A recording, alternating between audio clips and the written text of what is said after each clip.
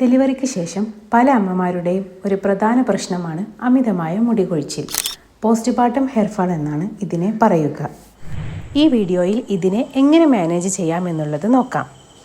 സാധാരണയായി പ്രത്യേകിച്ച് ഒരു ട്രീറ്റ്മെൻറ്റിൻ്റെയും ആവശ്യമില്ലാതെ തന്നെ 6 മുതൽ 12 മാസം വരെയുള്ള കാലയളവിൽ ഈ ഹെയർഫാൾ എല്ലാം മാറി നോർമലായിട്ടുള്ള അവസ്ഥയിലേക്ക് തിരിച്ചു വരാറുണ്ട്.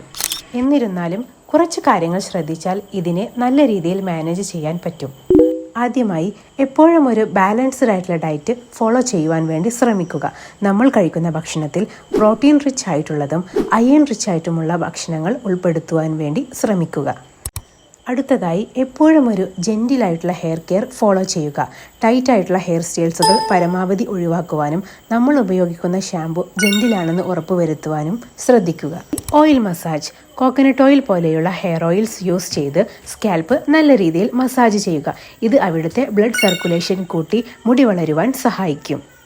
ഇതുപോലെ പ്രധാനമാണ് സ്ട്രെസ് മാനേജ്മെൻറ്റ്. അമ്മമാർ അവരുടെ സ്ട്രെസ് പരമാവധി കുറയ്ക്കുകയും ഉറങ്ങാൻ പറ്റുന്ന ഒരു സാഹചര്യത്തിൽ നല്ല രീതിയിൽ ഉറങ്ങുവാൻ വേണ്ടി ശ്രമിക്കുകയും ചെയ്യേണ്ടതാണ്. ഇനി അമ്മയ്ക്ക് രക്തക്കുറവ്, തൈറോയിഡ് പോലെയുള്ള ഹോർമോണൽ ഇഷ്യൂസുകൾ ഇത്തരത്തിലുള്ള എന്തെങ്കിലും പ്രശ്നങ്ങളുണ്ട് എന്നുണ്ടെങ്കിലും അമിതമായ മുടി കൊഴിച്ചിൽ ഒരുപാട് കാലം നീണ്ടു നിൽക്കുന്നുണ്ട് എന്നുണ്ടെങ്കിലും തീർച്ചയായും ഒരു ഡോക്ടറെ കണ്ട് പ്രോപ്പറായിട്ടുള്ള ട്രീറ്റ്മെൻറ്റ് എടുക്കേണ്ടതാണ്.